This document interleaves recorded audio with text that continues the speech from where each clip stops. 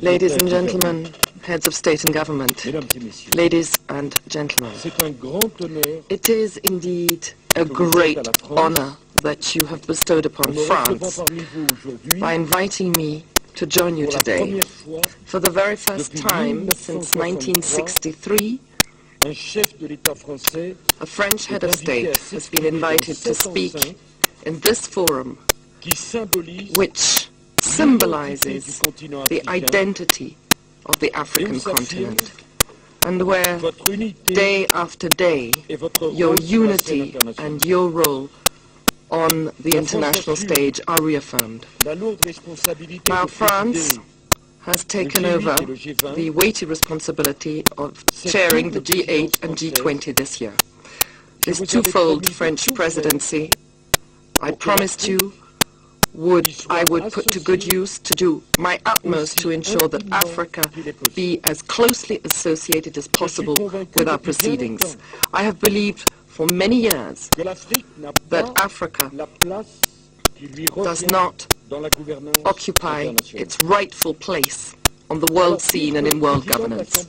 Now, since the President of the UN General Assembly is here, and since the Secretary General of the United Nations is present here, I say to them, I beg of you, reform once and for all the Security Council as of this year. Do not wait any longer. France will support you in this.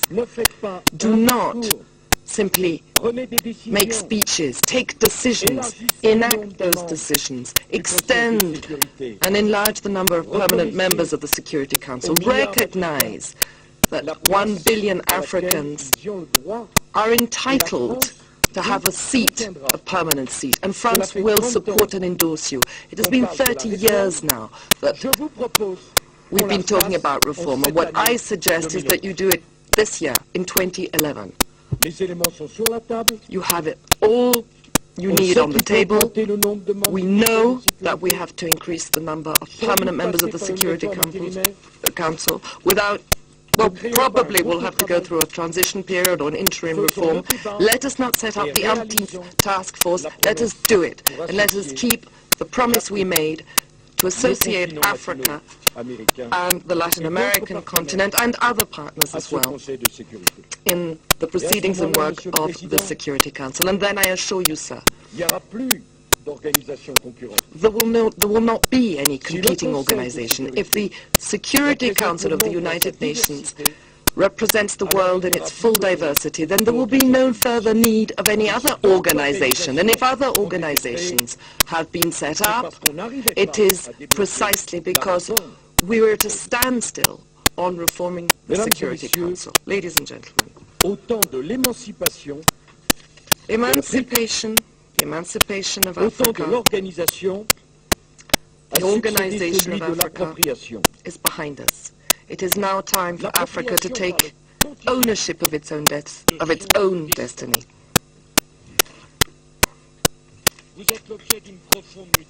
You are undergoing profound change, and now the time has come to set aside prejudices and false ideas, misconceptions, amongst which the following. When it comes to economic matters, Africa has not failed. Africa has far from failed. It has scored remarkable successes. The level of African growth, faster even than its demographic growth, is way above that of the world average over the past 2.5 years. There's been a 7-fold increase over the past 8 years in your growth rates. If Africa had no future, then why are so many so eager to invest in your continent? You have tremendous demographic potential. You are the youth of the world at a time when so many countries are facing the aging of their population. Your domestic markets are booming. You have many resources, a fertile land, and all the means to ensure that the African continent takes off once and for all. But I don't simply want to talk about economic aspects. Good governance, democracy, respect for human rights are as many values for which your organization struggles on a daily basis and which you succeed in pushing forward. These correspond to the deep aspirations of each one of our peoples, as we have been reminded forcefully by recent events in Tunisia and Egypt. France stands in all friendship and respect alongside the Tunisians and the Egyptians at this crucial moment, not simply for those two countries, but crucial for the entire world. Allow me, on this sensitive topic, and in the name of the friendly, fraternal links that tie the African continent and the French people, to speak very bluntly. I'm going to speak as a friend, as a sincere friend, because one owes the truth to one's friends. I want to say this because events make it necessary for me to say this, because when faced with innocent victims, our consciences cannot but be pricked, because violence from whatever source is never a solution, because violence only breeds more violence, because violence on all continents simply engenders misery and suffering. France, of course, respects the sovereignty of states and the right to self-determination of peoples. France wishes to teach no one any lesson. In the name of what could it do so? We're not trying to impose a model, but there are certain universal values. I restate that, universal values. Those embodied in the United Nations Charter, in the Constitution of the African Union, the values of dialogue, listening to others, being open to them, in which each nation, through its own particular means, must respect its and others' histories. All men, all peoples aspire to this, and no one in this world of ours can be deprived of this aspiration, ladies and gentlemen. The new means of communication available to us have made this a global village. Worldwide public opinion and universal awareness have become realities. They bring together all peoples who at all times share the same information, the same emotions. And all political leaders must reckon with this, with the values that this and they convey. You and I must take this into account in the way we run our countries. In today's world, one can no longer govern in the same way as in the world of yesteryear. Either this change is inflicted upon one, in which case you leave the door open one day or another to violence, or else you anticipate it, you guide it, and then it can take place without clashes, without risks, and without opening the way or the door to every sort and kind of drift. France wants this peaceful change and is prepared to support it. As the chairperson of the African Union, if there is one area in which Africa is making progress, it is with respect to the peaceful resolution and prevention of conflicts. And one has to pay tribute here to the African Union, to its Commission, to its Peace and Security Council.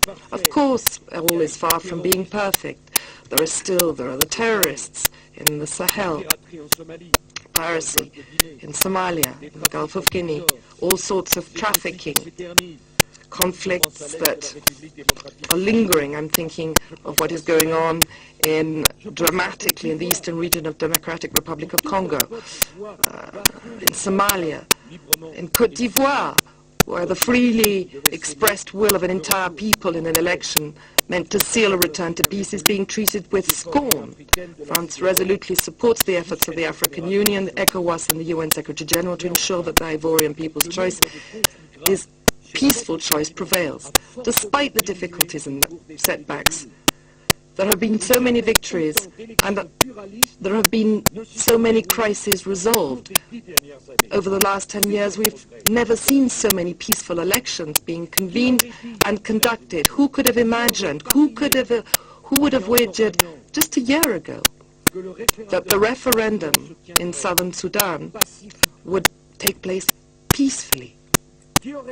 Who would have imagined a year ago barely that Guinea, after 50 years of dictatorship, would freely elect for the very first time its president, our friend Alpha Conde? And let us hope that Niger and Madagascar follow swiftly in their footsteps. Ladies and gentlemen, the world needs Africa because it is Africa that will contribute to the necessary prosperity of this world of ours. We need an organized Africa, a committed Africa. Our destinies are intertwined. There are 12 kilometers that separate the African continent from the European continent. Your failure would be our tragedy. Your success will be our greatest opportunity. Our destinies are interlinked. We share the same values. We will fight. We will struggle to return to you your rightful place in international fora. And we have to ensure that you have the means to achieve your development. The G20 in Seoul adopted a very ambitious action plan on development, and my very first duty will be to implement this, in particular with the help of South Africa, which has agreed to play a capital role in this respect. Food security now. We're threatened once again with food security. We have 1 billion inhabitants who are facing malnutrition. Now, yes, progress has been made and achieved, but that is not enough. Agricultural production has to increase by 70% if we even have any hope of feeding the 9 billion inhabitants that will be living on this planet in 40 years' time. Therefore, there is a very important role for African agriculture to play. Likewise for American farming or European agriculture, that we should work hand in glove together. And there is one scandal here that I want to denounce here publicly before you, which is the excessive volatility of agricultural commodities that have increased threefold over a 20-year period, and it is financial speculation that is responsible for this on the markets of agricultural produce that have led to the sort of food riots that we have witnessed. It is international food organizations that are buying at the very high speculative prices those food products and commodities that you need in order to feed those of your people who have nothing to eat. Ladies and gentlemen, there is no market if there are no rules for that market. There is no such thing as a free market when any financial operator can purchase any amount of agricultural produce, not actually pay for it, and then sell it off, making a huge killing without even having paid for it or taken delivery of it. That is not a market. That is not a free market. That is not the development of agriculture. That is simply extortion. It is pillaging, and it is speculation, and none of us will resist. We believe in a free market. France believes in the role of the market, but we do not believe in speculation, because that will set the imbalances that we are combating on the marketplace. And it is this year that we have to act in terms of regulating our market. The African Heritage Diaspora Television is on course and is making its debut in every aspect of broadcasting. It became the audacity of broadcasting in the diaspora and has really shown that we are going places.